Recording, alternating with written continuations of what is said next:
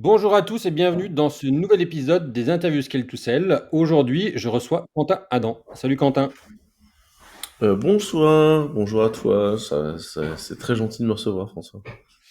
Alors, aujourd'hui, on va parler de pas mal de choses. J'ai eu envie de t'inviter suite à une super intervention que tu as fait à H7 à Lyon il n'y a pas très longtemps. Et ton parcours, moi, me parlait parce que j'avais suivi Quentin Adam. Je crois que la première fois que j'étais venu sur une scène, c'était en 2010, dans un événement de TechCrunch. Je t'ai revu sur le site de l'école 42, si ma mémoire est bonne. Tu faisais partie des témoignages quand Xavier Niel a lancé cette école. Et puis, j'avais un peu perdu de vue ce qu'était devenu Clever Cloud. Et aujourd'hui, je m'aperçois que c'est une boîte qui emploie quasiment 80 personnes. Et donc, du coup, j'ai envie d'en savoir un peu plus. Je te laisse te Ouais. présenter. Oui, alors on est juste après le 14 juillet, à 2 jours de mon départ en vacances après une année chargée. Si vous avez l'impression que je flotte, c'est normal, l'année a été longue. Donc rapidement, je m'appelle Quentin Adam, j'ai le plaisir de diriger effectivement Clever Cloud. À la base, je suis un ingénieur qui a créé euh, une boîte qui crée en fait un service pour rendre les ingénieurs plus rapides. En fait, en informatique, moi j'ai toujours créé des boîtes. La première boîte que j'ai créée, c'était du jeu vidéo. J'ai aussi fait des boîtes industrielles, j'ai fait des projets open source dans le médical. Enfin, j'ai fait beaucoup de choses et en général, la constante, c'est comment on modifie la façon dont un marché ou un truc fonctionne en s'amusant et en créant des choses qui n'avaient pas été faites avant. Et voilà.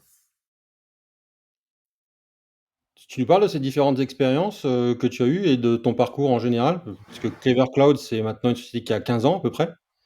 J'imagine que Ouais, ça on prenait a 15 presque ans, 14. Ouais, presque 14, d'accord. C'est pas une. Ouais, en fait, ce qui s'est passé, c'est que dans la première boîte que j'avais montée, on voulait faire des jeux vidéo. On a, on n'a jamais terminé nos jeux. On a fait de la prestat de service pour plein de jeux. On a connu plein de gens comme ça. Mais on avait ce côté où on avait fait du web et on faisait du web de façon un peu compliquée. Et du coup, enfin, l'ensemble de notre IT, nous semblait compliqué. Et, euh, et du coup, on s'est retrouvé dans une situation où en fait, la totalité de notre IT, on l'avait automatisé parce que ça nous semblait plus simple de juste taper du code et puis bah, l'IT prenait en charge derrière. Et quand on s'est mis à faire de la presta pour manger autour, on s'est rendu compte que les gens n'avaient pas du tout automatisé et qu'en fait, très souvent, c'était des gens qui faisaient les trucs. Et nous, on était extrêmement choqués euh, par le fait que ce soit des gens qui fassent des actions. Et du coup, on s'est retrouvé dans un truc où on a fait, bah ok, puisque c'est ça votre vibe, enfin nous on va automatiser, on va en faire un service. En plus, il y avait un truc qui était en train de monter qui s'appelait cloud computing, et, euh, et nous on avait commencé à réfléchir à comment on va faire pour rendre en fait l'hébergement informatique une commodity. Et notamment, moi je me souviens à l'époque, ce que j'expliquais, c'est que les DSI deviendraient traders en énergie informatique. Bon, j'ai complètement loupé le fait que les DSI adoraient se faire empapeter par leurs fournisseurs et terminer avec un contrat avec un lock-in monstrueux et incapable d'en sortir. Mais en fait, le gros du métier allait changer. Et donc on s'est mis à automatiser ça et on a créé la première boîte. Et pour tout dire, on était allé très très loin dans le concept. Là, le démarrage de Clever Cloud, en fait, t'achetais des drops. euh, et les drops donnant des clouds, euh, les, les, euh, les drops, enfin qui étaient des morceaux de cloud, étaient en fait le kilowatt de l'énergie informatique. C'était ça le pitch en fait qu'on avait. Et ça, euh, et ça en fait, bah, on a tenté ce pitch-là et on a créé la boîte. On a mis un moment à la lancer parce que c'était plus compliqué que ce qu'on voulait. Parce que, en fait, nous, on n'a jamais voulu juste vendre de la machine virtuelle. On a toujours été dans une approche où on allait faciliter de A à Z la vie du développeur. Et comme on voulait que le développeur soit plus heureux et plus rapide, bah, du coup, on a créé quelque chose qui nous semblait plus intéressant et plus intelligent. Voilà, je sais pas si je suis clair. Avec le bagage technique que j'ai, je comprends. pense que l'audience le comprendra aussi. Mais du coup, quand tu dis vous vous êtes lancé, vous étiez combien de personnes? Vous vendiez à qui? C'était quoi votre cycle de vente? Comment vous aviez organisé les choses au tout début déjà? Alors, on n'avait pas organisé les choses. En fait, notre premier pitch a été de se dire, bon, il faut qu'on crée notre produit. Donc, on a commencé par, en fait, faire du service à côté pour être capable de vivre pendant qu'on faisait notre produit. Donc, la première chose qu'on a faite, c'est générer, en fait, énormément de business de l'autre côté sur du service pour faire ça. On a levé un petit peu d'argent en 2011, qui nous a permis de progresser auprès de Kima Venture et Xavier Niel, mais on n'a pas fait grand-chose. On a fait quelque chose de très simple, quoi. Et puis, on a commencé par créer le produit, et le produit prenant un temps assez certain à sortir, ça a été plus long que prévu de réussir à générer de l'argent avec. C'est-à-dire que quand on a lancé le produit, tout de suite on a eu des achats, et tout de suite on a eu une très jolie courbe de vente, mais on faisait rien pour. C'est-à-dire que Clever, on était 5 associés, tous tech. Il y a un des associés qui s'occupait plus de marketing et de vente parce que juste lui, il était capable d'accepter de faire ça, mais ça allait à peu près jusque-là, quoi. Et, euh, et en fait, nous, on faisait le produit, et puis bah, on l'avait mis sur Internet, et puis bah voilà, that's it, tu vois. Et du coup, on se retrouve dans cette situation où en fait, euh, on a, on commence à avancer, et si tu regardes la courbe, elle est belle, c'est-à-dire qu'il y a de plus en plus de gens qui achètent. Par contre, si tu regardes l'échelle, bon, bah, assez rapidement, on avait commencé à embaucher Tagada, machin, on était une petite dizaine. Bon, quand tu fais 400 balles de revenus, c'est light. Je vais pas te mentir, ça rentre pas. Et donc, on a tenu ce chiffre-là, et, euh, et globalement, il s'est passé plusieurs choses. C'est que moi, j'ai toujours pensé que le cloud computing serait un marché divers qui se porterait bien, et qu'en fait, on serait plein de fournisseurs. Et donc, en fait, moi, je pensais que plein de fournisseurs de différents services managés. Donc, nous dans la stack, on a fait ce qu'on appelle le platform, enfin, pour les non techniques, le platform as a service, le database as a service, etc. En clair, euh, souvent, quand on fait du Amazon, ce que les gens font, c'est ce qu'on appelle de l'EC2, c'est-à-dire des machines virtuelles, de l'infrastructure as a service. Nous, ce qu'on fournit, c'est un service qui va beaucoup plus haut dans la stack. Et en fait, juste, les gens envoient leur code, et nous, on s'assure que ça marche. Que ce soit la sécurité, la mise à jour, les redondances, la scalabilité, remonter ce qu'a pété, le monitoring, tout est automatisé. C'est génial. Ça permet de faire gagner un temps monumental aux équipes, hein. Dans les grands comptes, en moyenne, les mecs ont 8 à 9 fois plus de production quand ils passent sur Clever que sur leur ancienne stack.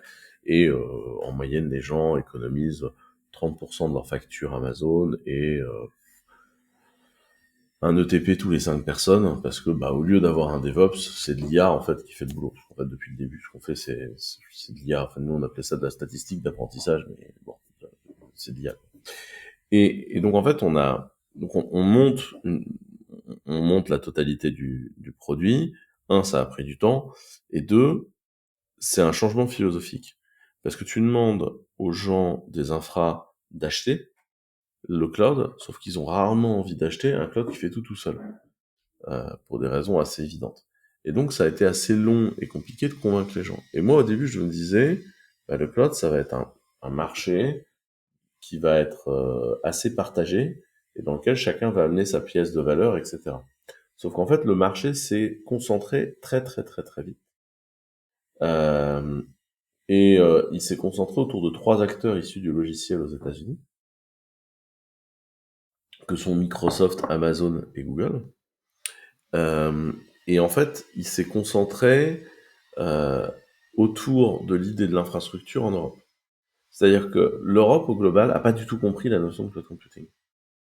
Euh, L'Europe au global s'est dit, le cloud computing, c'est des infrastructures, on va les demander à Orange. Si le cloud computing, c'était de l'infrastructure, les gens du cloud computing s'appelleraient Verizon et AOL. C'est pas des C'est pour boîtes. C'est pour Ouais. ça que les projets Numergy et Claude Watt ont foiré. C'est pour ça, c'est pour ça, parce que, alors, il y a une première raison fondamentale, qui est un problème très grave qu'on a en France, qui est 100%, en fait, des GAFAM et des très grosses entreprises américaines, Facebook, Google, Tesla, whatever, sont dirigés par des ingénieurs. On dit pas qu'en tant qu'ingénieur, ils font un job d'ingénieur. Je dis juste qu'ils sont capables de comprendre ce qu'il y a. Il y a avec plein de mythes qui sont à débunker. On te dit souvent Eric Schmidt, c'est le commercial qui est venu aider les deux jeunes tech. Alors Eric Schmidt était pas mauvais en commerce, mais sinon il a un PhD de Berkeley en code en computing science et il a juste écrit Lex, qui est une librairie dont vous vous servez tous les jours sans le savoir. Ça va, en tant qu'ingénieur, il se pose là. Steve Jobs, il a écrit plusieurs operating systems et il codait des jeux vidéo en soudant des composants sur une carte mère chez Atari. Ça va, en tant qu'ingénieur, il se défend. Et leur façon de comprendre ce qu'ils vendent a toujours eu une forte ambiance. Si tu veux, tout à l'heure, je pourrais raconter l'anecdote autour de l'iPod. Euh, ce qu'il faut comprendre, c'est qu'à un moment donné, quelque chose d'aussi technologique a besoin d'être dirigé. Donc la première chose, c'est quand tu fous un comptable à la tête d'une boîte d'innovation technologique, les chances pour que ça se passe bien sont limitées. Et ça, j'ai pas envie d'être désagréable avec les comptables. C'est juste, à un moment donné, il faut faire des sauts technologiques, et pour ça, il faut avoir confiance, et il faut être capable d'écouter des techniques qui te parlent d'un truc, et de te dire, ça rentre en termes techno, vente, marché, marketing, on va réussir à vendre de trucs. Et les vrais génies font ça. Euh, Si tu dis autre chose, ça va devenir très compliqué. Donc ça, c'est la première raison. La deuxième raison, c'est qu'effectivement, c'est de l'infrastructure, et les gens de l'infrastructure considèrent que le logiciel ne vaut pas, n'a pas de valeur. Et soit il est gratuit parce que c'est de l'open source, soit il est payant et tu vas juste l'amortir et prendre ta marge au-dessus. C'est l'histoire de choses comme VMware. Donc l'histoire de choses comme VMware, ça donne quoi? Ça donne que on va faire un long détour. On reviendra à ta question, mais on va faire un long détour qui me paraît moins important pour les gens. L'informatique, par l'absence de son coût de production unitaire de chaque copie, génère un truc qui est la possibilité facile de générer un monopole. Je m'explique dans ce que je veux dire par là. C'est quand on fait de l'informatique, en fait, on est, enfin, si je prends un peu avant, au 18e, 19e siècle, la révolution agricole et la révolution industrielle manufacturière vient de l'apparition du moteur. Le moteur, ça fait quoi? Ça prend des muscles humains et ça en fait des machines. Au moment où on fait ça, où on transforme des humains en machines, d'un point de vue économique, on génère un truc qui s'appelle les outils de production. Et les outils de production, c'est quoi? C'est quelque chose qui, une fois que tu le possèdes, génère du fric et de la valeur sans que tu fasses rien. Avant, tu avais toujours un humain. Donc, tu as une économie de flux. Au moment où les outils de production rentrent dans la game, tu génères cette notion-là. Et c'est pour ça que, fin du 19e siècle, Das Kapital par Karl Marx écrit cette notion avec dedans la collectivisation des outils de production. Parce qu'en fait, les outils de production deviennent une première brique de cassage du capitalisme qui va changer fondamentalement la façon dont le capitalisme va se comporter, puisque du coup, avant, il y avait des gens qui possédaient des marques, des choses, et qui organisaient le travail, et après, il y a des gens qui possèdent une partie de ce qui génère la valeur. Quand on arrive à l'ordinateur, qu'est-ce qui se passe? On génère en fait le moteur de la prestation de services intellectuels. Et donc, en fait, c'est la mécanisation des cerveaux, si vous préférez, informatique. Donc, c'est le moment où la prestation de services intellectuels va devenir quelque chose d'extrêmement fort. Et là, on le voit complètement. Enfin, l'arrivée de l'IA, c'est encore plus ça. Surtout que l'IA coalitionne avec une autre rupture épistémologique qui, pour le coup, est scientifique, qui est l'apparition de ce qu'on appelle la théorie de la complexité. Qui est une révolution pour le coup des modèles de pensée scientifiques. Je vais aller très très vite dessus, mais vous allez comprendre par où je veux aller. Euh, En fait, au 17e, vous avez un mec, vous avez peut-être entendu parler, qui s'appelle Descartes, qui a écrit un truc qui s'appelle le réductionnisme, qui en clair dit que tout petit problème enfin, tout problème est une somme de petits problèmes, et que tout problème, tu peux le diviser en petits problèmes. Et c'est pour ça que pendant longtemps, genre, la médecine, c'était le cardiologue, le dermatologue, l'ophtalmologue, parce que l'humain n'est jamais que la somme de ses organes. Au moment où on se met à faire réellement de la chimie et réellement comprendre, on se rend compte qu'en fait c'est beaucoup plus bordélique et que les organes interagissent beaucoup plus entre eux qu'on le voudrait, avec de la RNM, avec des signaux, avec des hormones, etc. Et donc en fait il faudrait être capable de voir les trucs comme un, un coup. Et donc du coup, on se retrouve avec on se retrouve avec un énorme bordel qui est la théorie de la complexité. Et la complexité, c'est quoi? C'est le moment où, donc c'est un mec qui s'appelle Edgar Morin qui a écrit ça, la théorie de la complexité. C'est le moment où on dit que le tout a plus de valeur que la somme. En clair, si tu mets des carottes, des poireaux, du chou et du plat de côte dans une grande casserole et que tu fais bouillir, à la fin, t'as un pot-au-feu. T'as pas des carottes, des choux, des poireaux, des machins, t'as un pot-au-feu. Et en fait, le pot-au-feu a plus de valeur que la somme. Et en fait, l'informatique, l'IA, c'est le moment où on applique la théorie de la complexité à l'informatique. C'est-à-dire, on comprend pas tout, et notamment, on comprend pas le computer vision, et tant qu'on a tenté d'expliquer à un ordinateur comment on voit, ça ne marchait pas. On ne sait pas nous-mêmes comment on voit, c'est quelque chose qui se génère beaucoup trop tôt pour nous. On n'a même pas de concept dans le langage pour expliquer les mécanismes de notre vision.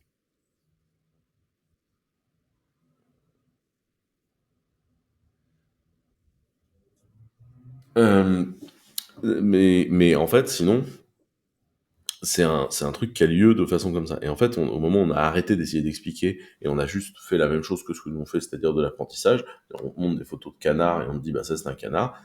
Après, je peux aller plus loin sur comment fonctionnent les réseaux de neurones et tout, mais c'est pas l'objet de ce podcast-là, mais c'est l'application de la théorie de la complexité. Et donc, pourquoi je raconte ça? Parce que la mécanisation des esprits qui du coup est dopée euh, aux révolutions industrielles philosophiques, et c'est là où c'est important quand même de dire, c'est parfois utile d'écouter de la philosophie, et c'est parfois utile de lire de l'économie quand on est un ingénieur, parce que en fait ça permet de repositionner son travail dans un spectre plus large. Euh, euh, Ce qui est important à voir, c'est que dès le début, quand on fait la conception des choses, on mécanise. Le problème de l'informatique, c'est que l'informatique génère beaucoup plus de richesses vu qu'il n'y a pas de matière première. Et donc on se retrouve avec un truc qui casse le modèle de Das Capital que je citais tout à l'heure, qui est en fait le il y a une théorie économique qui est notamment promue par Marx, mais qui en vérité a été inventée par un mec qui s'appelle Tuxon au XVIIIe siècle, qui dit que le capital a un rendement décroissant. Et ça veut dire un truc, ça veut dire que le rendement décroissant du capital, je vais l'exprimer de façon simple, c'est tu arrives dans un village, tu construis une usine, tu prends les meilleurs terrains, donc ceux qui te coûtent le moins cher pour construire l'usine, t'embauches les gens les plus intelligents, t'as les meilleures matières premières, et tu produis, et donc tu sors à un certain coût. Si tu continues à investir, parce que tu as budget illimité, tu vas commencer à prendre un terrain en pente, faut le remblayer, tout ça. On dit pas que c'est impossible, on dit juste que ça coûte plus cher de construire. Prendre des matières premières moins bien raffinées, c'est chiant, faut les trier, machin. Et puis bah t'embauches des gens qui sont disponibles. Donc t'as déjà pris les meilleurs, t'en as des moins bons, ils sont moins productifs, ils font des conneries, machin. Et donc ton rendement baisse. Et ça c'est valable pour tout. Si tu fais de l'investissement locatif, pareil, tu prends les meilleurs deals et après tu te retrouves avec des apparts moitié pourris dans le fond du truc, etc. C'est vrai pour tout ce que tu fais. Le rendement décroissant du capital. En informatique, c'est le contraire. Plus tu vends de licence, plus tu vends de licence, ton rendement il est croissant. Et c'est pour ça qu'aujourd'hui, les GAFAM sont des géants qui grossissent non seulement parce qu'en fait, quelque part, ils ont cassé le modèle capitalisme moderne. Et la deuxième corollaire de ça, c'est que comme l'informatique, ça va très vite et que les prises de décision sont faites par des gens qui comprennent pas toujours de quoi ça parle, ils ont tendance à être moutonniers. Et du coup, ça te donne un truc du genre, t'as pris ça, toi? Ah ouais, moi je vais faire la même chose. Ah putain, t'as pris ça? Ah bon, moi je vais faire la même chose, etc. Et comme en fait, Si jamais tu es un fournisseur dans une chaîne industrielle et que tu produis un nouveau composant, en fait, ta capacité de production fait que tu vas trouver tes meilleurs acheteurs dans ta chaîne industrielle sous-jacente, leur vendre tes composants, mais tes concurrents vont pouvoir se positionner aussi, et donc tu vas pas écraser la concurrence, parce que de toute façon, tu vas pas être capable de produire pour tout le monde. En informatique, vu que la duplication coûte rien, ce qui s'est passé par exemple dans le secteur de la virtualisation, c'est que tout le monde s'est mis à acheter du VMware. Et donc du coup, on a construit un monopole du jour au lendemain. Et quand le monopole est racheté par quelqu'un qui n'a pas envie de se comporter de façon bienveillante, bah ça devient beaucoup moins drôle. C'est ce qui s'est passé sur EMC, qui a débarqué et qui a acheté la boîte et qui a dit bah à partir de maintenant ce sera 12 fois plus cher. Ah bah vous pouvez pas parce qu'il y a des lois qui disent qu'il n'y a pas le droit de concentration. Il n'y a pas de concentration les gars. Il n'y a aucune loi qui t'interdit d'être un connard. Hein. T'as le droit en fait. Et donc du coup ça s'est très mal mis.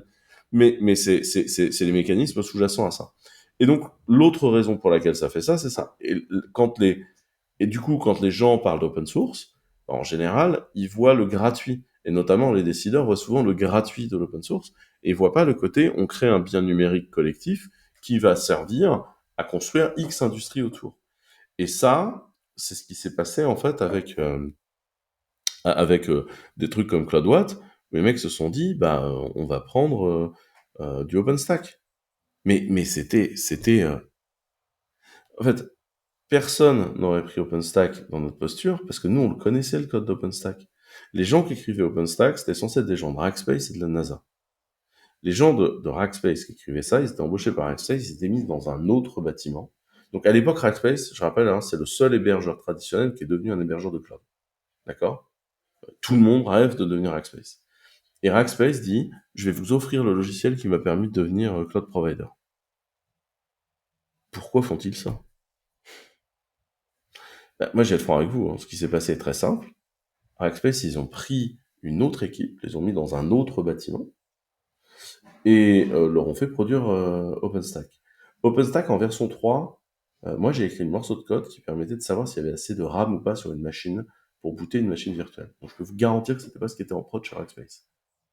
Par contre, toutes les boîtes du monde qui étaient des hébergeurs traditionnels et qui ont voulu devenir cloud provider, plutôt que d'investir en interne, plutôt que d'acheter des logiciels des autres, plutôt etc., sont produits pleine balle sur OpenStack parce que c'était gratuit.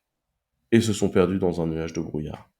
Et la réelle raison d'être d'OpenStack, qui était s'assurer que personne ne grandisse à côté de Rackspace, bah ça a vachement bien marché, parce que tout le monde s'est perdu dans un brouillage de brouillard. Mais parce qu'encore une fois, t'atanise très rapidement que les gens sont pas très bons à ça. Je sais pas si j'étais clair ou pas Moi, pour dans moi, mon c'est explication. limpide. On comprend bien que l'intérêt stratégique de Rackspace, c'était pas de voir des concurrents émerger et qu'ils ont en fait offert quelque chose qui leur assurait, enfin, une espèce de cheval de Troie qui leur a assuré en permanence leur position monopolistique. Exactement. Après, ils ont merdé dans leur gestion et aujourd'hui, Rackspace, c'est un infogéreur à la manque, pas très intéressant. Mais c'est ça qui s'est passé. Et donc, en fait, le marché du cloud s'est vachement concentré.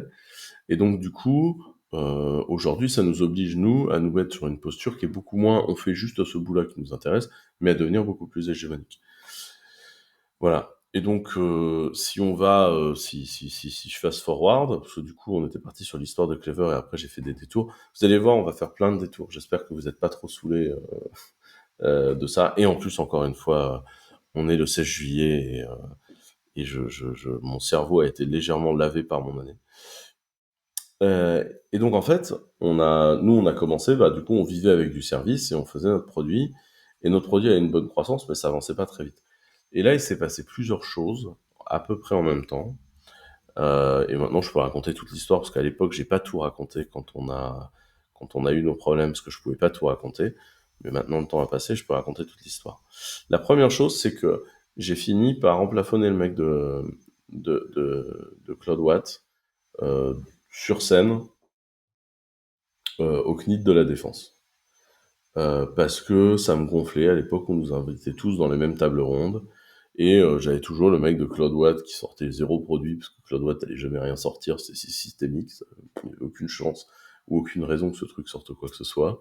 Et le mec, à chaque fois, était là, oui, en tant que leader du cloud, machin. Et le mec avait rien. Voilà. Et donc ça a fini par me gonfler. Et je me suis dit, en fait, c'est pas du tout une bonne stratégie, parce que nous, on est le petit, eux, c'est le gros, tout le monde attend l'offre du gros, et nous, en fait, on est le faire-valoir de ces gens-là. Et donc, en fait, une fois, devant 800 DNC à la Défense, j'ai arrêté le mec, je lui ai dit, attends, en tant que leader de quoi? Enfin, juste, vous vendez un truc? Non, j'ai CloudWatch, c'est une nouveauté? Enfin, bah non. Ah, du coup, le leader du cloud computing autour de la table, c'est moi, ça ne vous dérange pas, parce que moi, je fais du chiffre d'affaires. J'ai un produit, les gens peuvent l'acheter. Vous, vous avez fait une grosse pile de cash public, vous avez craqué une allumette et vous le brûlez. Très cool, vous faites votre vie. Mais la réalité, c'est que si on veut faire bouger le cloud en France, il faudrait plutôt venir me voir. Et puis après, je l'avais bien enchaîné. Je me souviens avoir dit, voilà, il y avait telle boîte, telle boîte, telle boîte qui était intéressante dans le cloud computing français, qui faisait des choses. Vous avez été recruté leurs développeurs 30% au-dessus des prix du marché, elles ont coulé. Tout ça pour pile up des gens à rien faire. Voilà. Enfin, ça avait été assez violent. Et c'est probablement un hasard statistique. Hein. Je suis pas du genre à être complotiste. Mais la semaine d'après, j'ai reçu une notification de contrôle d'URSSAF, contrôle du CIR, contrôle fiscal de la totalité des boîtes dans lesquelles j'étais actionnaire. Hasard. Hasard. Statistique. Donc, ça a été mon premier problème. Le deuxième problème, c'est qu'on avait un grand compte dont je citerai pas le nom, qui nous a fait bosser sur un projet, un produit en collaboration avec eux, et qui au dernier moment, comme tout grand compte, t'apprends après à le savoir, en fait, a décidé de pas le lancer. Or, on était au Success Feast dessus, et donc nous, on s'était mis dans une merde noire, et donc on avait des factures en souffrance chez eux, et ils ont pas voulu nous les payer. Et en fait, on avait bossé mais comme des chiens pour faire un truc, mais en plus incroyable, et bah, ils nous ont foutus dans une merde noire. Et la troisième raison, c'est que au milieu de tout ça, il y a un énorme groupe de data centers qui arrive pour nous acheter. Un truc génial, hein. À l'époque, on devait faire 4 000 euros de MRR. Les mecs viennent pour nous acheter 30 millions. Et après, nous filer la boîte. Enfin, en fait, ils nous achetaient, et après, on prenait des gros postes de direction dans la boîte, et on pouvait dépenser réellement de l'argent pour faire la R&D. Donc, un super deal.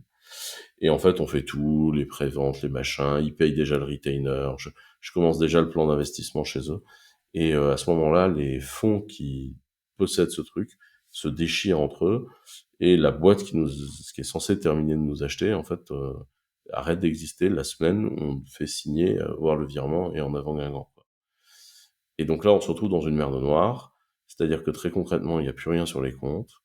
Il y a un des gestionnaires de la boîte qui nous avait empaffé et qui avait tapé qui avait tapé dans les caisses. Donc il n'y a plus rien sur les comptes. On fait 4 000 euros de MRR. L'URSSAF pense qu'on leur doit 1 million. Enfin, la situation était globalement pas glorieuse, quoi. Euh, la L'histoire est que à ce moment-là, euh, on s'est demandé ce qu'on faisait. Et en fait, pour plein de raisons, on a pris l'option de dire on va redresser la boîte. Enfin, je peux raconter la scène, hein. Moi, le vendredi soir où tout tombe, moi je dis aux équipes, je pense que cette fois-ci c'est la fin. Je vais tous vous aider à trouver du boulot. Je sais pas trop ce que je ferai, mais voilà, enfin, c'est la fin, quoi. Et le vendredi soir, moi je rentre chez moi et en fait, je suis sur mon laptop en train de me dire bon, je vais probablement devenir CTO d'une des boîtes qui a levé beaucoup de pognon dans l'écosystème The Family. Et puis et voilà. Et en fait, sur quoi est-ce que je vais dire à mes équipes de déployer, quoi? Et je teste les produits de la concurrence. Je fais, mais c'est pas possible, putain, c'est vraiment à chier, quoi. C'est nul, mais c'est nul. Enfin, je suis désolé, mais il y a une raison pour laquelle tous les gens qui faisaient du Amazon, qui passent à Clever, n'en repartent jamais dans l'autre sens. Mais c'est parce que c'est de la daube, en fait. Enfin, c'est pas intelligent, c'est pas bien fait, c'est cher. Ça n'a pas été fait pour te faciliter la vie, ça a été fait pour s'assurer que tu ne sortirais jamais de chez eux, quoi. Euh, et donc, enfin, un peu catastrophé par la situation, je fais, putain, faut que je sauve cette boîte, en fait. Et donc, le samedi matin, je retourne au bureau pour réfléchir avec un tableau blanc en me disant, OK, l'équation est quand même pas simple. Enfin, t'as 1 million de dettes, moins 70 000 balles sur les comptes, 4 000 euros de revenus, 10 salaires à sortir. Enfin, je vous cache pas que l'équation à ce moment-là est un chouïa complexe. Et je fais, OK, comment je gère le dossier? Et en fait, toute la boîte était là, avec des gens qui me disaient, non, mais on a bien réfléchi, il faut sauver cette boîte, en fait. Et donc, je fais, OK, bah, on va sauver la boîte. Si c'est ça l'enjeu, on va sauver la boîte. Et donc, on a monté un plan pour faire ce qu'on appelle un redressement judiciaire, où en fait on allait voir le tribunal de commerce en disant bah là on a merdé sur tel et tel sujet, etc. Mais pour ça, il fallait qu'on soit capable de l'inner. Donc là, on a fait 6 mois où tu avais 3 fois par semaine un huissier qui passait à la boîte. Moi, j'ai eu des calls, mais surréalistes. À l'époque, j'appelle l'URSSAF pour échelonner notre dette dans le cadre d'une procédure, etc. La réponse de la patronne des contentieux de l'URSSAF, c'est « Mais monsieur Adam, on s'est pas compris. Mon objectif à moi, c'est pas que vous régliez votre dette, c'est de couler votre entreprise. » D'accord? Il Bah, y je avait une sais pas. justification ou? Peut-être la façon dont on a été mis en contrôle d'URSSAF, tu vois. Surtout qu'en fait, ils nous enlevaient le statut JEI auquel on avait parfaitement droit, de façon éhontée, ce qui faisait qu'en fait, on leur devait pas beaucoup d'argent, en fait, à l'URSSAF. On leur devait 120, 150 000 balles, ce qui est pas bien de devoir de l'argent à l'URSSAF, mais je veux dire, c'était pas 1 million, quoi, tu vois. Et donc, toujours est-il qu'on a structuré la dette, on a sculpté les choses. À ce moment-là, je me suis entouré de la meilleure avocate du sujet, qui s'appelle Marie Robineau, qui connaît vraiment le sujet, fait que des boîtes en difficulté. Et si un jour vous avez une boîte qui va pas bien, mais, mais enfin, dites-vous que ça va pas bien, c'est avant d'aller au redressement. Parce qu'il y a plein de mécanismes en fait avant le redressement qui sont largement moins pénibles à opérationnaliser. Et donc on a attendu le dernier moment pour aller demander notre placement au redressement judiciaire. Et à ce moment-là, on a, en fait, si vous voulez, je gérais la boîte à 5 balles près. C'était un enfer sur terre. Euh, et en plus, et en plus, comme on avait décidé de sauver la boîte, c'est le moment où on a switché, au lieu d'essayer de faire du commerce. Ouais, ça c'est un truc qui est important. À ce moment-là, les investisseurs, enfin en l'occurrence Jérémy Verréby, me harcelaient pour que je fasse du commerce. Et on essayait de faire du commerce et on vendait pas. En fait, on atterrissait systématiquement deuxième parce qu'il y avait un déficit de confiance. Et donc, en fait, on atterrissait deuxième. Sauf qu'en commerce, atterrir deuxième, ça t'offre pas de médaille. Ah, d'accord. T'as juste pas d'argent, en fait. Euh, et donc, en fait, à ce moment-là, moi, j'avais des potes aux États-Unis qui avaient lancé une petite boîte qui faisait de la telco, qui s'appelait Twilio. Et les potes m'avaient dit, genre, non, nous, en fait, on va voir les développeurs, on leur explique qu'on est cool, on leur explique comment on bosse. Et en fait, somehow, à un moment, ils auront envie d'acheter. We call this developer evangelism. Et, et en fait, j'ai fait OK, c'est hyper intéressant. Moi, mon premier métier, c'est que j'étais chanteur d'opéra. Faire de la scène, ça me va, mais hyper bien. Euh, let's do that. Et donc, du coup, je dis, bah, euh, on va arrêter de faire du commerce. On va faire que de l'évangélisme et du déploiement par évangélisme. Et, du coup, on se retrouve dans un game où en fait, les mecs me disent mais t'es un grand malade, va te faire foutre quoi. Et donc en plus, on était en conflit ouvert. Et du coup, moi, je me retrouve avec une boîte où je gère tout à 5 balles et j'essaye de faire en sorte que ça croît. Et du coup, on a ça. Et en fait, il y a un truc qui est absolument génial dans cette histoire-là, c'est que dans le moment où on est dans le mal, bah, quand t'as l'huissier, 3 jours par semaine euh, au bureau, et quand tu as en permanence cette espèce de tension, en fait, t'es dans une espèce de situation de merde, parce que t'as l'URSSAF qui vient faire des attributions saisies sur tes comptes en permanence. Donc, comme on avait plusieurs boîtes, on faisait de la cavalerie de trésor entre les différentes boîtes pour expliquer que, en fait, on allait bien et qu'on était en vie. Et la réalité, c'est que la boîte était en train de crever. Enfin, tu vois, c'était hyper précaire, en fait, comme situation. Et en fait, donc, on tente le coup. Et donc, on commence l'évangélisme. Mais pour vous donner une idée, il m'est arrivé de faire des trucs, genre je prenais l'avion pour aller donner une conférence, genre à Oslo, j'avais de quoi payer l'avion aller, j'avais pas de quoi payer l'avion retour. C'est-à-dire qu'il fallait qu'il y ait des gens qui payent du Clever Cloud pendant que j'étais là-bas pour que je puisse prendre mon billet retour et rentrer. Et donc j'ai fait toute l'Europe à donner des confs de partout, en dormant dans des auberges de jeunesse, en me baladant en bus et tout. Enfin, c'était schlag au possible avec, avec ce truc du bah on va expliquer aux développeurs et ça va finir par marcher. Et donc si tu veux, le moment où on rentre en redressement, tu n'as plus le droit de générer de dette. Par contre, on n'a plus le droit de venir te demander du pognon. Tu vois, tout est frisé. Et en fait, ça faisait des mois que toutes les factures de service, je les avais gelées. On avait un problème de facturation. Et donc, on rentre en redressement. Là, on facture tous les clients. Et donc, je passe d'une situation où je gère tout à 5 euros à on a 40 000 euros sur les comptes.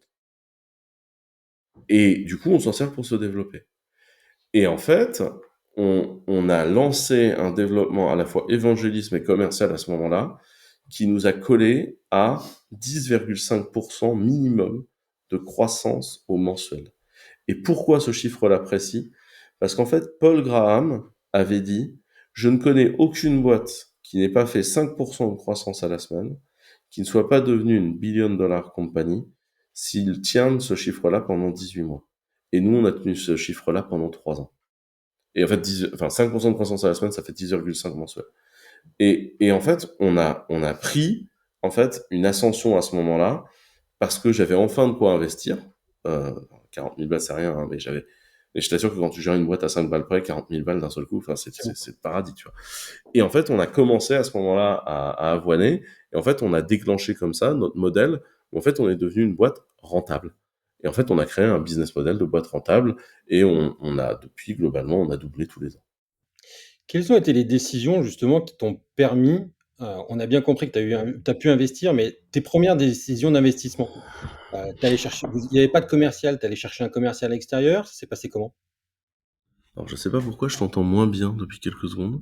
Ah, je te disais, je sais pas si tu Ouais, mais m'entends? je me méfie, c'est parce que je me demande si t'as pas un problème sur ton micro. Non, t'as pas l'impression. Ok. Excuse-moi. Donc, ouais. Alors, non, comment on n'avait pas de commerciaux. Alors, commercial chez nous, ça a été un enfer. Alors, tu préfères que je te raconte les décisions d'investissement ou notre problème avec le commerce? Les 2. Décision d'investissement en premier et commerce, en second. En fait, la première chose qui est hyper intéressante, c'est que très tôt, on a compris que ce qui allait déchanger tout, c'est la technologie. C'est-à-dire qu'en fait, tu crées des technologies uniques, de technologies, tu fais des produits qui, eux, se vendent, et comme ça, tu changes tout. Par exemple, très tôt, on a compris qu'il allait y avoir une rupture technologique sur un truc précis qui sont les reverse proxy. Les reverse proxy, c'est le machin qui est le premier composant logiciel qui, quand tu rentres dans une infrastructure, va faire le routage. Globalement, ce qui se passe, c'est quand tu crées une infrastructure de cloud telle que nous on l'a construite, c'est une infrastructure dite immutable. Autrement dit, on ne change jamais les bécanes, on change la totalité de l'infrastructure. C'est pour des problèmes de sécurité et de machin. Enfin, il y a des conférences d'une heure entière où j'explique pourquoi l'immutable infrastructure est un bon choix. Le problème de ça, c'est que ça te demande de reconfigurer en permanence le reverse proxy. Or, les reverse proxy, historiquement, sont des pièces de code qui ont été créées dans les années 90 et qui sont hyper telco et hyper genre tu le lances et si tu veux le changer, il faut l'arrêter, le redémarrer. Or, nous, il faut qu'on change sa configuration plusieurs fois par minute. Et donc, du coup, ça marchait pas. Et il y a un autre truc, c'est qu'on n'était pas satisfait de la perf des meilleurs reverse proxy du marché. Et donc, on l'a réécrit dans une nouvelle façon de concevoir, une nouvelle façon de faire, qui en plus matchait beaucoup plus avec la notion qui était en train d'arriver, qui était HTTP2. La réalité, c'est qu'entre HTTP1 et HTTP2, la seule point commun, c'est que ça s'appelle HTTP. Mais les deux protocoles fonctionnent de façon complètement différente, etc.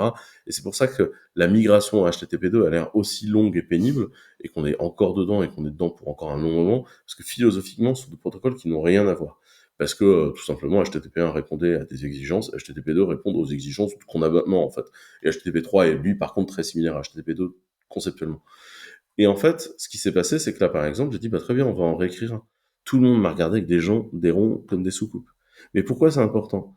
Bah parce qu'en fait, on a gagné bon an mal an 30% de performance dessus. 30%, c'est quelque chose qu'on récupère. Euh, Par exemple, on investit dans notre propre distribution Linux et on recompile tout et on fait tous les binaires hyper carrés pour convenir exactement à nos besoins. Bah ça, en fait, les gens ont l'impression que c'est beaucoup de boulot. Mais la réalité, c'est que c'est un super investissement. La première chose, c'est qu'en faisant ça, tu deviens très très bon. Tu deviens un professionnel incroyable. La deuxième chose, c'est qu'en fait, en faisant ça, on supprime beaucoup de problèmes de sécurité parce que beaucoup de problèmes de sécurité sont liés à une mauvaise ouverture d'exécution. En fait, si tu veux, globalement, je vais te donner un exemple simple. La dernière faille sur Google Cloud d'escape de Virtual Machine, c'était une faille dans KVM. Et dans KVM, il y avait une faille dans le driver, dans l'émulateur de driver de lecteur de disquette 3 pouces et demi. Pas trop Le utile. truc, c'est, qu'est-ce que ça fout compiler en prod sur le cloud de Google? Tu vois ce que je veux dire? Ça devrait même pas être compilé, en fait. Bah, chez nous, c'est pas compilé. Et par ailleurs, si tu adaptes le soft exactement au hardware, tu gagnes énormément de cycles CPU. Mais jusqu'à 30% des cycles CPU. Et mine de rien, quand ce que tu vends, c'est C'est de la du temps. puissance de calcul, bah, gagner 30% de plus sur le matos que tu as acheté, c'est 30 points de marge, brut et simple, sans t'emmerder, tu vois. Enfin, je veux dire, ça va, c'est de l'argent, tu vois. Euh, et du coup, en fait, c'est ce genre de structuration qui sont des décisions techniques, genre, aucun commerciaux ne prendra une décision pareille. Parce qu'il faut comprendre l'impact d'une telle décision. Mais si tu la rationalises en termes d'exigences sécuritaires, de temps, de compétences, de création de compétences, de capacité de prise de décision et de pognon, mais c'est une des meilleures décisions de ma vie. Et donc ça, c'est des décisions d'investissement où nous, on a toujours investi dans des stacks très profondes. Parce que la technologie, c'est profond. Sozu, avant de rapporter de l'argent, 7 ans d'investissement. Exervo, c'est un investissement continu. Sauf que c'est nous qui faisons la plupart des commits, on possède une telle compétence sur le sujet, ça génère tellement d'à côté hyper cool, que ça vaut mais tellement le coup que c'est un bon investissement. Et en fait, on va toujours rationaliser les investissements de ce type-là en essayant de faire les choses de façon intelligente. En rationalisant, tu crées de la compétence chez vous et tu crées de l'asset aussi. Exactement. En fait, c'est exactement ça. On va générer de l'asset. C'est-à-dire qu'on va générer quelque chose qui produit de l'argent en soi-même et qu'on va scaler. Et tu vois, aujourd'hui, on dit qu'on est à peu près 70 chez Clever. La rationalité de Clever est complètement hallucinante. Tu as 50 personnes à la R&D, tu as presque 10 personnes à la relation aux utilisateurs, donc le support, les technical account managers, etc. Et dans les 10 personnes qui restent, tu as les sales, les RH, le marketing, etc. C'est microscopique, quoi. Et là, en fait, on est enfin en train de déployer une stratégie sales. Pendant des années chez Clever, toutes les ventes, c'était un demi-poste d'un des cofondateurs. Il n'y avait pas de vente, en fait. Mais parce qu'on a essayé 20 000 fois d'intégrer des vendeurs, on n'y arrivait pas. Et d'ailleurs, on a fini par faire un truc. C'est le nouveau, c'est pas encore public que ça va être lui, mais on a recruté 2 vendeurs il y a 1 an et demi, à peu près. Le premier, c'était un mec de 45 ans qui avait vécu toute sa vie au Cameroun, enfin, qui était parti vivre au Cameroun et qui avait été dans la grande distribution, etc. Et qui revenait en France avec femme et enfants en mode perte et fracas, et qui reprenait ses études, et qu'on recrutait comme alternant, parce que le mec nous avait catché en disant qu'il était pugnace. Et le mec avait envie de vendre, quoi. Et le deuxième qu'on a vendu, c'est qu'en fait, quand on était dans la merde avec le redressement et tout, aucune banque voulait nous parler, enfin vraiment on sentait mauvais, quoi. Et j'avais décidé de mettre toutes les banques sous pression, et un des conseillers bancaires qu'on a, je vais le voir, je lui fais mon pitch, je lui fais mon game, et je lui demande un prêt qui est impossible à obtenir, sauf à aller demander au directeur général la contre-signature. Parce qu'à l'époque, on était noté dégueulasse en Banque de France. Donc, comme on était une dette hyper risquée depuis BAL 3, machin, les subprimes, dette hyper risquée, ils sont obligés de l'appuyer sur leur capital social, en fait. Et en fait, je faisais exprès de demander à toutes les banques qui voulaient tous nous obtenir ce prêt-là, parce que je savais que pour nous obtenir, notre conseiller bancaire allait devoir remuer ciel et terre à l'intérieur de sa banque, et que du coup, j'étais un client qu'il avait envie d'avoir. Et enfin, c'était quelques milliers d'euros pour acheter des laptops. Enfin, à l'époque, j'avais une trésorerie à 300 ou 400 000 balles, et je leur demandais 10 000 balles pour acheter des laptops, et je mettais en nantissement 10 000 balles sur un compte. C'était juste aller expliquer au conseiller bancaire, gros, je vais avoir besoin de toi, J'ai absolument pas envie d'avoir un branque. Je suis pas un client comme les autres. Tu veux m'avoir, tu vas faire chier ton N plus 48 pour lui faire signer ce papier qui dit que tu me prêtes de l'argent. Enfin, tu vois, c'est un truc. Skin in the Tu, game. Tu vas tu, vraiment mettre tu fais tout sur la table. l'écrémage de tes fournisseurs. Tu vois, genre, tu veux me vendre de l'argent ou tu veux pas me vendre de l'argent. Tu vois, c'était ça le plan. Et lui, non seulement il le fait, mais en plus il m'appelle et il me dit en ce moment vous êtes à la BNP pour toutes vos opérations de flux et tout le commun. Vous pouvez m'envoyer la liste de prix que je vous fasse une contre-proposition. Donc j'ai envoyé la liste de prix de la BNP qui était une très bonne liste de prix parce que c'était celle qu'on avait eue quand on avait créé la boîte, programme d'innovation, machin tagada. Et le mec me renvoie une liste de prix, tout était à 1 centime en dessous de la BNP. Tu vois, le Mais message vraiment, était clair, c'est je te veux, tu vois, genre je veux toi comme client. Et il se trouve que bon, Nantes c'est petit, je finis par savoir en fait que lui il est bon, mais qu'il s'emmerde et qu'il est bloqué hiérarchiquement dans la banque, il peut pas progresser. Et en vrai, moi je trouve le mec vraiment bon. Et en fait, nous on a beaucoup de clients bancaires et assurantiels. Et pour finir, notre métier, c'est plus de connaître le métier de nos clients que l'infrastructure en elle-même. Enfin, pour ça, il y a des techs chez nous. Mais pour être capable d'échanger avec le client, c'est plutôt ça. Et en fait, j'ai été voir le mec et j'ai fait, tu veux continuer à vendre de l'argent ou tu veux venir bosser pour nous, on va s'amuser. Et en fait, j'ai recruté mon conseiller bancaire comme vendeur. Et c'est lui qui va devenir directeur des ventes parce il a compris la stratégie de long terme de bosser. Enfin, nous, les clients, des fois, pour nous, c'est 4 ans une signature. Parce que tu vois, c'est un business qui est dans le long terme. Et en fait, créer la thèse de vente de Clever, mais ça fait 10 ans qu'on est dessus avec Clément, quoi. Clément et moi, mais on est passé par tous les stades, on en a chié, mais comme des connards, pour réussir à créer une thèse de vente. Et là, ça y est, là, cette année, on a des gros deals qui tombent, sur lesquels ni Clément ni moi, on a bougé, on a touché à rien.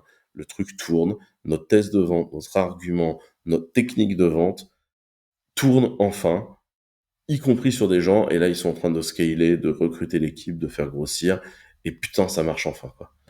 Et je crois que ça a vous été un faites des combien de problèmes les chiffre plus d'affaires aujourd'hui? pénibles à craquer. On communique pas trop dessus parce qu'on n'a pas envie d'être comparé à nos énormes concurrents, mais on double tous les ans et on n'a pas d'investisseur externe qui nous a suivis dans cette petite opération, donc voilà, Donc vous êtes très rentable. on achète nos infrastructures et on paye 70 gus, Voilà. et on achète des œuvres d'art, donc tu vois, ça va. Mmh. Et vous êtes dans des beaux locaux. Et on est dans des beaux locaux. À Nantes, on est au Palace parce que je suis un des cofondateurs d'ici lundi le Palace. Et on a fait un truc de délirant qui est vraiment cool. À Paris, on a des bureaux très cool à Opéra avec des moulures au plafond.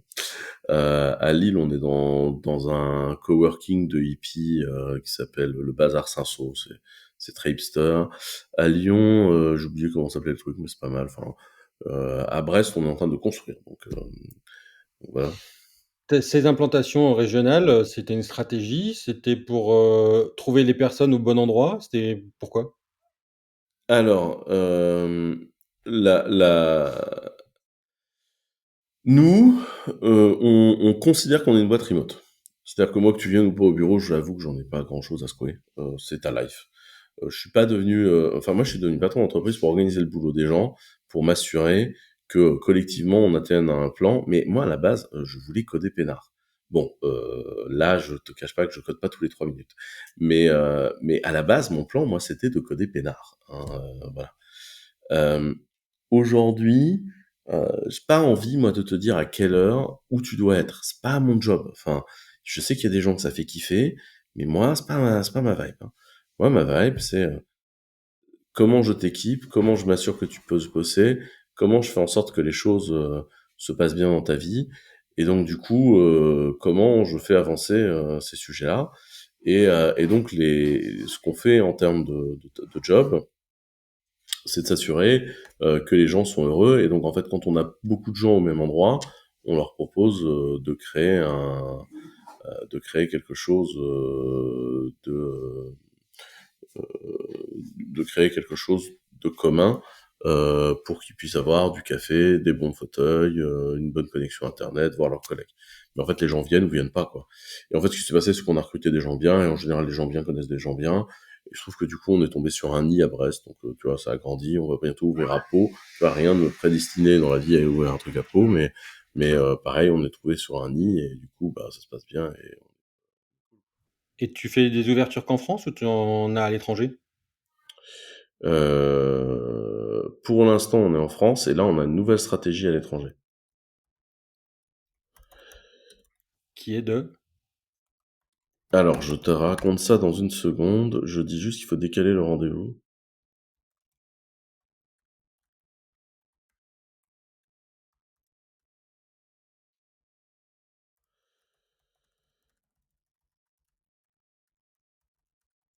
Voilà, alors, à l'étranger. Donc aujourd'hui, nous, on vend déjà dans un peu plus de 100 pays. Donc on fait de l'export, ça se passe bien. Euh,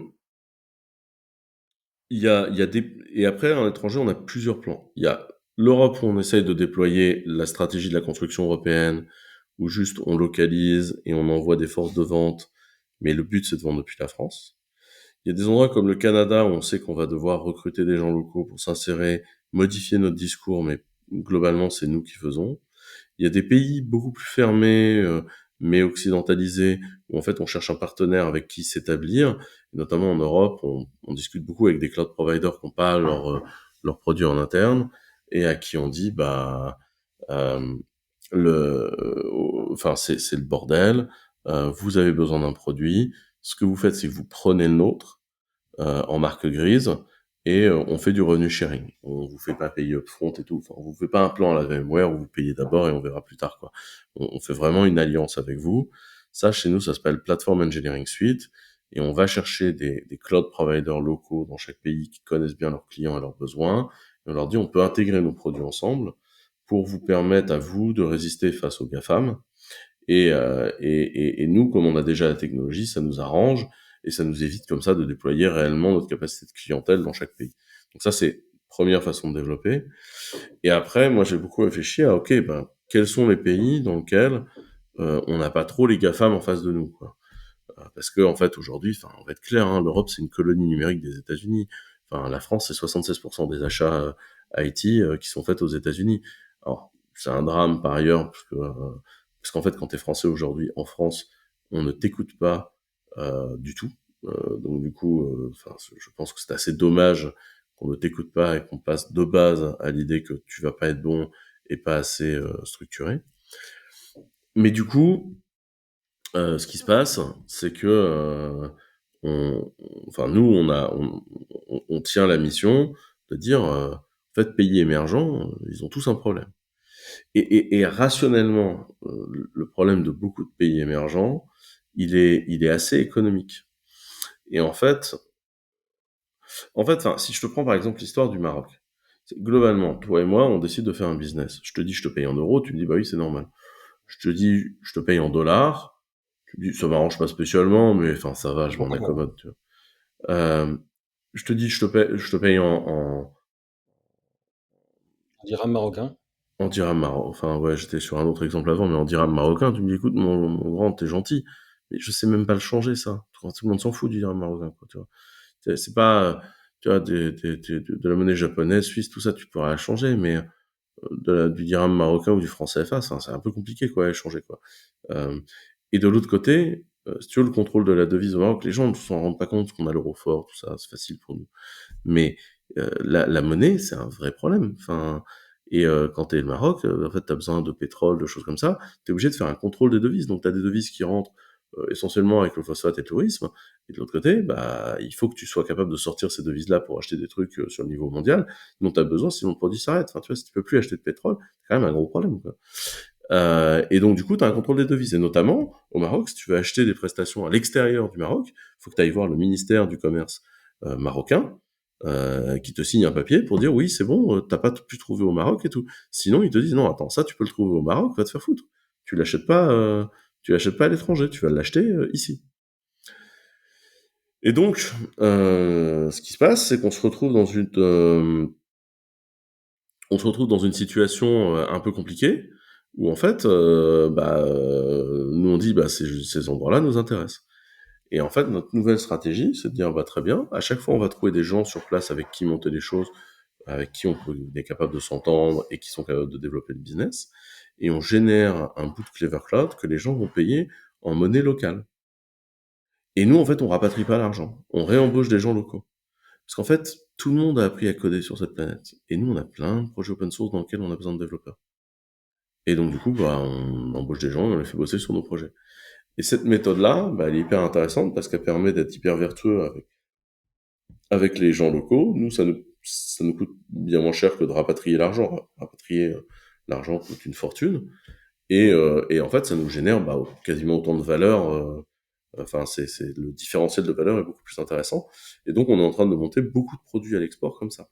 Donc, tu vois, on a une palette à l'export qui est hyper intéressante. Et surtout, bah, en fait, on a recruté beaucoup de gens brillants. Enfin, tu vois, il y a quelques années, est arrivé chez Clever en tant que CTO un mec qui s'appelle Steven Leroux, qui est un mec brillantissime, qui aujourd'hui pilote toute la partie technique en tant que CTO et qui a pris vraiment la suite de ma conduite en tant que directeur technique. Et ce qu'il fait est impressionnant. Le directeur des opérations, c'est un ancien de l'audit à la BNP qui s'appelle Cédric Biron, qui est un mec vraiment également très cortiqué. Tu vois, cette année, on a recruté des gens comme Jean-Baptiste Piacentino, qui est un mec qui a bossé dans plein d'endroits, dans Quant, chez Palm, qui est à la Mozilla Foundation. C'est lui qui a séparé la Mozilla Foundation Firefox Thunderbird en deux fondations différentes. Enfin, c'est un vétéran du système. C'est lui qui est le VP des alliances aujourd'hui. Il fait un boulot incroyable. Sur la stratégie internationale, on a recruté l'ancien directeur technique de la MLF, la mission laïque française, tu sais, les gens qui font les lycées français dans plein de pays, etc. Bah là, c'est ce mec-là en fait qui vient le faire chez nous. Donc en fait, on a réellement réussi à faire croître la zone de talent et on a des gens vraiment très intéressants qu'on débarqué dans la direction. Donc ce qui nous permet de grossir et de faire notre croissance. Comment tu structures en interne justement toute cette stratégie? Tu as mis en place un plan de développement stratégique que tu communiques régulièrement aux équipes? Tu intègres tout le monde dans la phase de réflexion? Non, j'intègre pas tout le monde. En fait, il y a donc la façon dont la boîte est structurée, c'est que pendant des années, il y a eu Quentin dirige les opérations et il a des coups de main de quelques personnes, mais bon, globalement, c'était assez. Il y a moi, puis il y a les autres qui avancent, quoi. Ce qui marchait aussi parce que je dors pas beaucoup la nuit, que je relisais le code de toute la journée la nuit, en plus d'avoir fait. Enfin, j'avais un gros rythme. Euh, Quand la boîte a grossi, on a commencé à splitter et globalement, on a des gens qui gèrent des aires. Euh, on a différents rendez-vous en fonction des métiers, des carrés, des machins, etc., qui nous permettent de savoir à peu près où on va. Et après, ce qui se passe, c'est qu'on a des choses. Donc la première, c'est qu'on essaie de faire en sorte que les gens se connaissent et un peu de bonding entre eux via un truc qui s'appelle le chat roulette, qui est en fait une demi-heure où tu t'es mis au hasard avec certains de tes collègues dans un call avec pour but de plutôt se raconter son week-end, sa vie, enfin tu vois, c'est de créer un peu des boundaries même si les gens se voient pas. Euh, la deuxième chose qu'on a, c'est à peu près tous les mois et demi, il y a un Ask Me Anything qui est globalement, si vous avez l'impression qu'il y a un sujet qui n'a pas été traité de façon théorique, bah, demandez au CEO et soit il demande à un autre mec de la direction, enfin une autre personne de la direction, soit il s'en occupe lui-même, mais le but c'est qu'il puisse répondre aux questions. Et donc on a ça où là toute la boîte peut poser des questions, anonymes, pas anonymes, voilà, parce que c'est un point qui est intéressant et qui permet de progresser. Et puis bah sinon c'est beaucoup de one-to-one. Moi mon lundi après-midi c'est un call toutes les demi-heures avec chacun des directeurs de Clever, vérifier que tout tourne et tout avance. Et toutes les 3 semaines, il y a dire que le moment où tout le monde se coordonne, etc. Et annuellement, on a un séminaire d'une semaine dans un endroit cool qui permet de réunir toute la boîte de partager des notions, mais également de faire des ateliers et de mieux se comprendre. Et soyons clairs, hein, de faire un peu la fête pour que les gens se comprennent et que après, tu vois, ce qui va se passer par écrit dans le reste de l'année passe mieux parce que oui, bah c'est machin, il est cool, tu vois. Voilà. Ouais, 2, 3 fois par an, je réunis aussi l'ensemble des directeurs parce que pareil, euh, enfin comme ils sont souvent tendus et avec pas mal de boulot, pareil, il faut qu'ils apprennent à se connaître pour mettre un peu d'huile. Tu nous as dit, plusieurs fois que tu étais fatigué, que ton avenir avait été chargé. Toi, comment tu te Bah, déjà, comment, en fonction de ton rôle, qui a beaucoup évolué ces dernières années, comment tu as pris en charge ces nouvelles responsabilités? Est-ce que tu t'es fait accompagner ou pas par, des coachs? Et puis, bah, comment tu as mis une hygiène autour de toi pour, justement peut-être, être, moins fatigué? En fait, moi j'ai l'impression tous les ans que je pourrais pas faire plus que ce que j'ai déjà fait. En fait, genre si. Et puis tout. Et puis tu vois, j'ai récupéré aussi la présidence d'un truc comme l'Open Internet Project, ça m'a pris beaucoup de temps. Pendant le Covid, j'ai fait Maker, c'était mais délirant. Et en fait, à chaque fois que j'ai l'impression qu'en fait on atteint une limite, la réalité c'est que non. Et tu te déloques. La, la, j'ai fait un truc à un moment intéressant, c'est j'ai compris que j'avais une partie de mon temps où je gérais des conneries et où surtout il fallait que je puisse des fois concentrer mon attention sur mes interlocuteurs. Et si je devais gérer des conneries logistiques pendant ce temps-là, ça allait pas être pratique. Là, par exemple, tu vois, on a senti, il y a une ou deux fois où j'ai eu une absence parce que j'étais en train de donner une instruction.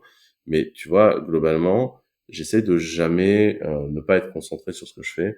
Et donc un jour, j'ai dit, je prends une assistante, pas une assistante qui est avec moi, hein, une assistante qui est à son bureau, qui lit mes mails, trie et gère le fait que, par exemple, là, on avait tout mis au touche à touche et que la réalité, c'est que je suis pas dispo pour le rendez-vous suivant et que c'est tant pis, tu vois. Mais enfin, ce qui factuellement n'est pas grave, tu vois.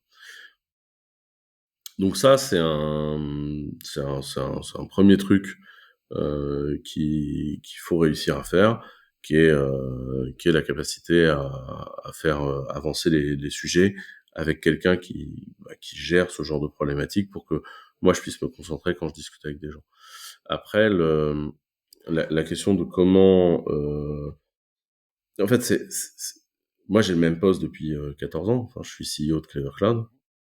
Euh, Mon boulot change tous les 6 mois. En fait, tous les 6 mois, mon pratique, mes problématiques, mes exigences, mon rythme, la façon de le faire change. Et du coup, j'ai un boulot qui est hyper passionnant, parce qu'en fait, il change tout le temps. Bon, il y a des 6 mois, enfin, tu vois, les mois de redressement où j'ai fait de la compta, bon, je me suis transformé en comptable pendant 6 mois, je vais pas te dire que j'ai kiffé, mais euh,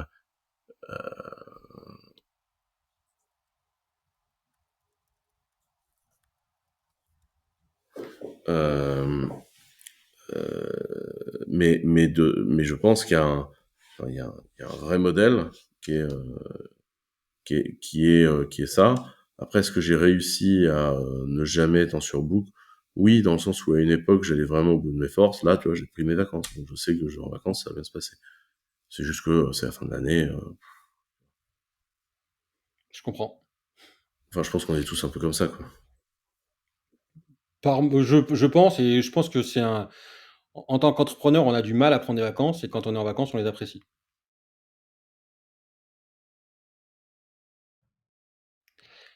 Dans les dernières questions que j'aime bien poser, si tu, déjà tu nous as dit que tu avais levé des fonds, au tout début. Aujourd'hui, tu as toujours les mêmes actionnaires, ça se passe comment? Ou tu as racheté ou tu en as d'autres? On l'a, on n'a pas, on n'a rien changé. Et c'est d'ailleurs un problème parce que quand nous, on a dû bosser comme des fous, bah,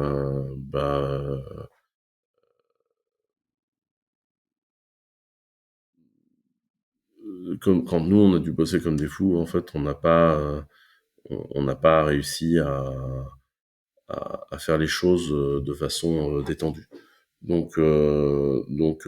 C'est un des sujets qui est pas nécessairement très bien géré chez nous. On a donné de la départ aussi à des gens qui bossaient chez nous à une époque, et on a été extrêmement détendu sur ce point-là. Et aujourd'hui, il y en a certains, on regrette un peu parce que ils ont été un petit peu, ouais, ils se permettent des choses, ils se permettent des choses, quoi. Toute ta vie d'entrepreneur, c'était quoi les plus grands impacts sur ta vie perso? Oh, ma vie perso, enfin, entrepreneur, t'as un dîner ou un déjeuner, enfin, t'as des dîners, des déjeuners, des machins, enfin, c'est rare que t'arrêtes de bosser tôt. Le week-end,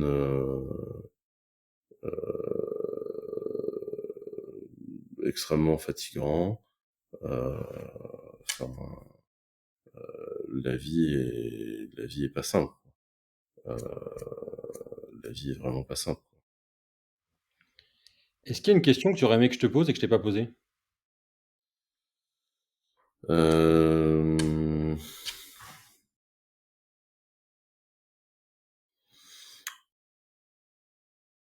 Ouais, peut-être le sens de tout ça.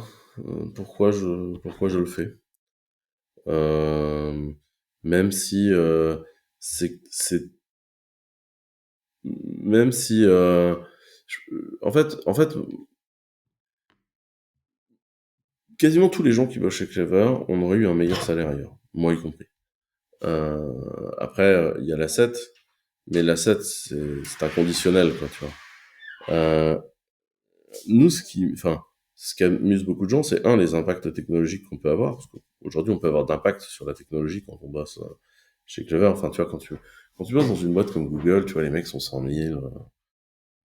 On sait tous que leur politique de recrutement, c'est plus que c'est quand même vachement mieux que quelqu'un de brillant bosse chez nous plutôt que chez quelqu'un d'autre, tu vois. Donc, ils te filent pas nécessairement une mission très intéressante. Euh, Enfin, tu vois, c'est des boîtes dans lesquelles je trouve que la vibe est pas délirante. Euh, le modèle, le modèle est toujours un peu compliqué.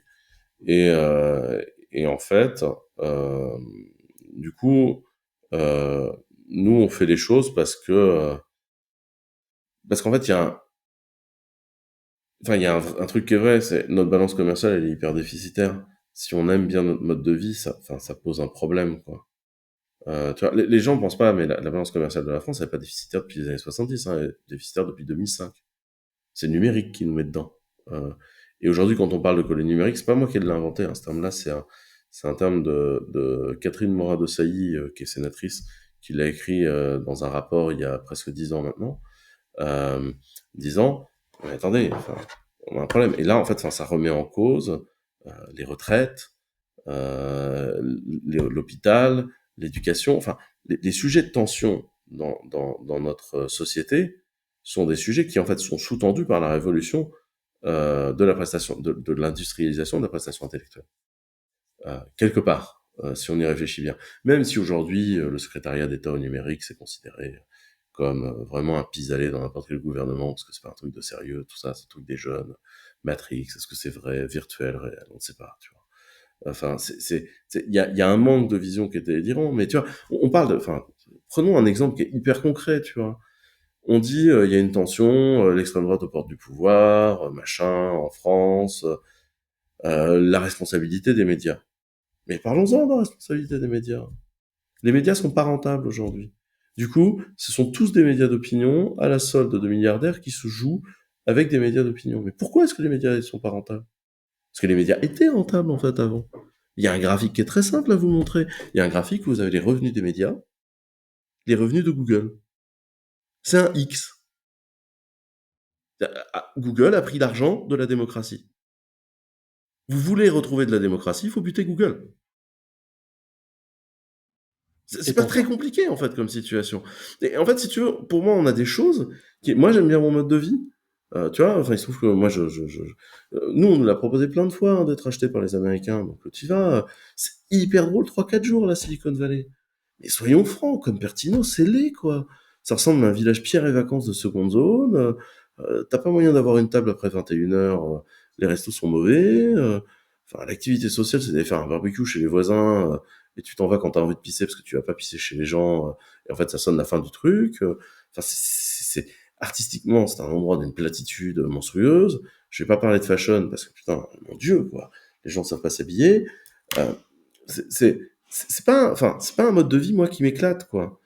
Et moi, je crois en un truc qui est aujourd'hui, ce qui est en train de se produire, c'est que t'as des blocs, l'internet. Parce que les gens ont l'impression qu'Internet, c'est un truc auquel tu te connectes et qui est central. Mais c'est pas vrai. Internet, ça veut dire entre les réseaux. C'est un inter-réseau. Et en fait, l'entre les réseaux est en train de se distendre. Donc d'un côté, on va avoir ce qu'on va appeler pudiquement les démocraties libérales, la Chine, la Russie, etc., qui de plus vont fermer leurs réseaux sur eux-mêmes, parce qu'ils sont capables de se donner leurs services à eux-mêmes. On va avoir l'Internet de l'économie de l'attention et de la spoliation de la vie privée, qui est le modèle proposé par la Silicon Valley et les Américains. Et de l'autre côté, les vieilles civilisations, l'Europe, le Japon, proposent un modèle d'un Internet issu des Lumières. Et c'est ce modèle-là qu'on va retrouver dans la GDPR, qui est une loi qui est parfaitement alignée avec les Japonais par ailleurs, qui est un modèle qui, en fait, peut également intéresser des pays émergents qui, de plus en plus, voient ce qui se passe en Europe et n'ont pas du tout envie de terminer dans la même catastrophe que nous sur les données privées. On me traite de complotiste quand je dis ça, mais juste la loi FISA qui permet l'accès aux données par les Américains, voilà, ou la main sur le cœur, Sundar Pichai de Google peut vous dire, mais moi je ne sais pas qu'il y a des requêtes chez Google. Oui, c'est vrai, lisez la loi, c'est pas à Sundar Pichai qu'on la demande. C'est aux tech qu'on demande de livrer la donnée. Ils n'ont pas le droit de dire au CEO qu'ils ont donné de la donnée à la NSA. Et la loi FISA, c'est pas compliqué. L'an dernier, dans leur dernier rapport sur le nombre de demandes, la cour FISA, qui est l'administration qui dit oui, non, à un accès de données par une autre administration aux États-Unis, a donné accès à 30 000 demandes de data. Et on a refusé 11. Pas 11 000, 11. Ah, c'est une cour d'enregistrement, qu'est-ce que vous voulez que je vous dise? Alors Ah ouais. après, si vous voulez vivre dans un monde où le gouvernement américain a le droit de regard sur votre vie, votre choix. Je sais pas si vous avez vu, le mec qui risque de diriger le pays dans pas longtemps, moi ça donne pas moyen, enfin moi ça me donne moyen envie. Chacun fait sa game, tu vois.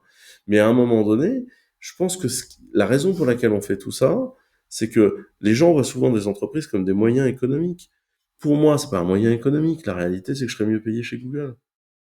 Mais c'est comment tu crées la persistance et la pérennité d'un modèle qui est intéressant, qui est excitant, qui change le monde, qui permet aux développeurs d'être mieux, d'aller plus vite, de changer les choses.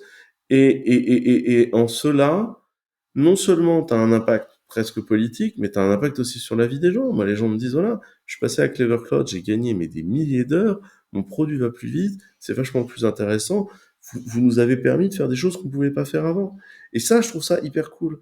Et je pense que, in fine, on a tous à un moment cette mission de se demander comment on va améliorer le monde et comment on va en faire un truc excitant. Et moi, ça m'excite. Je pense que c'est pour ça que je le fais au quotidien.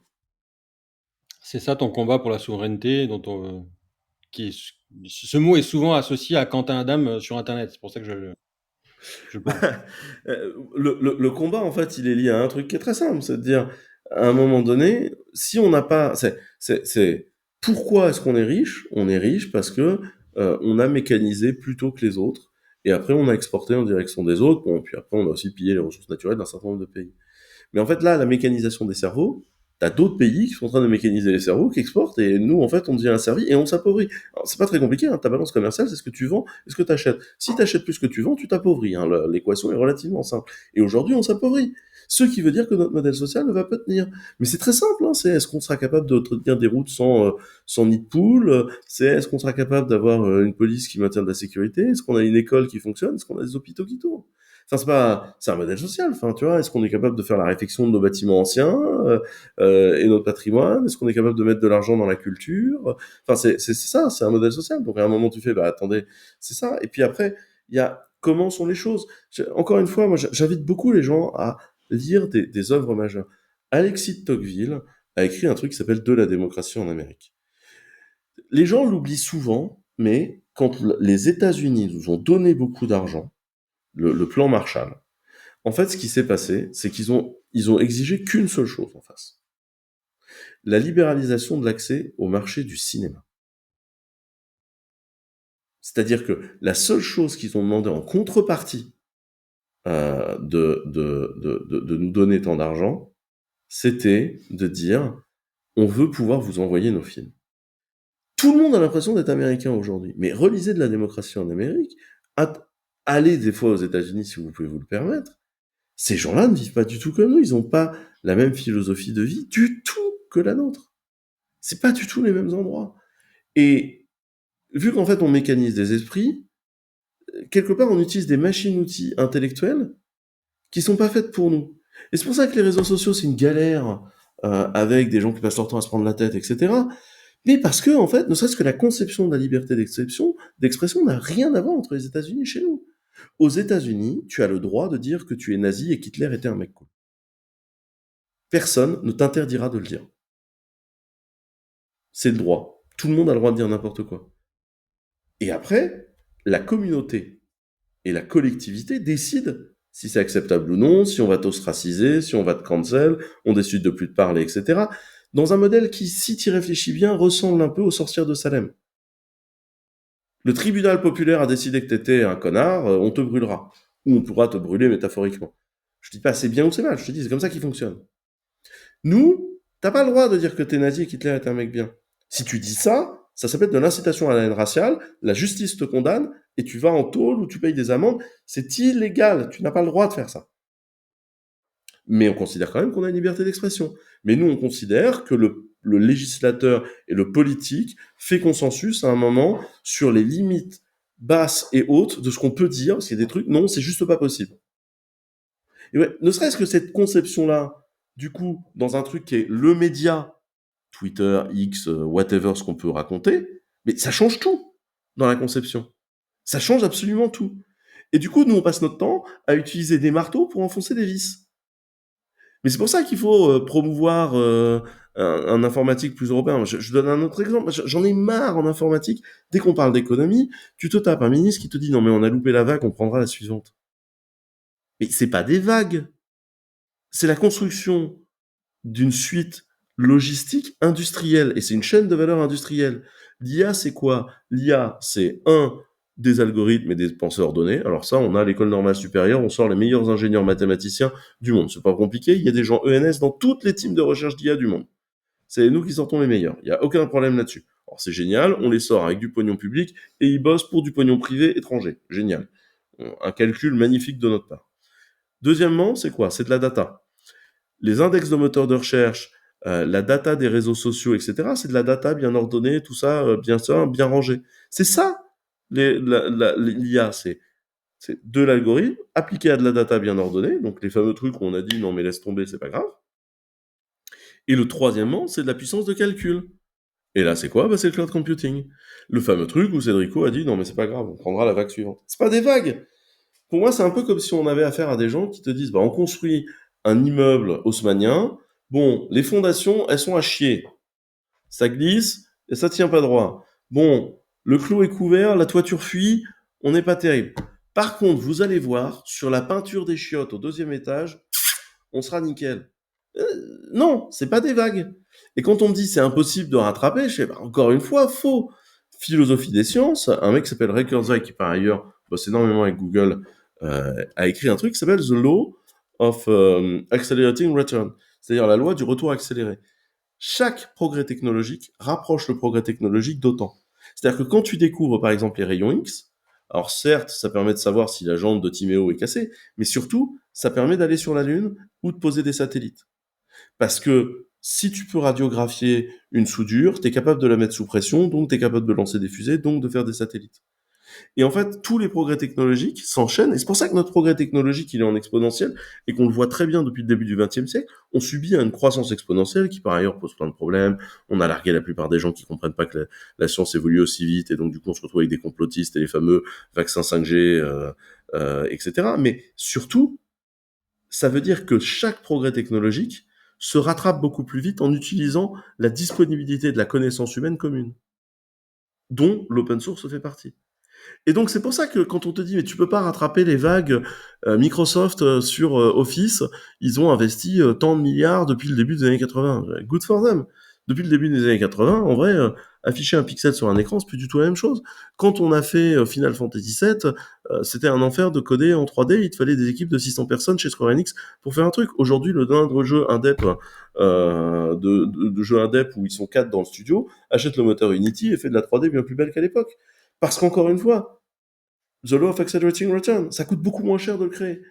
Mais sauf que ça, si tu veux, tu te retrouves avec des gens qui en permanence se font laver le cerveau par des gens qui sont pas dans la pièce et qui sont des lobbyistes et qui font très bien le boulot.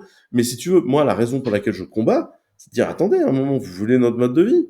Parce que moi, je trouve ça cool. Moi, à la fin, je m'en fous. Hein, s'il faut que je parte vivre aux États-Unis, je survivrai.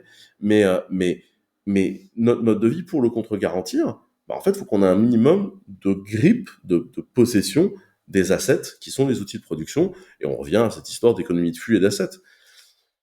Voilà. Je sais pas si j'ai répondu à ta question sur le sujet ou pas.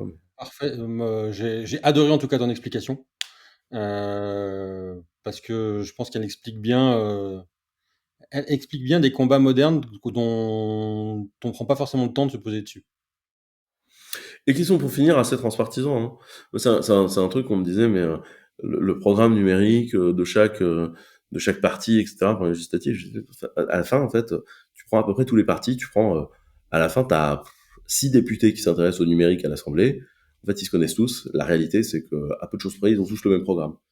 Parce qu'en fait, aujourd'hui, on est tellement dans les bacs que la réalité, c'est que les choses à faire sont relativement limpides. Ils ont à peu près tous le même programme.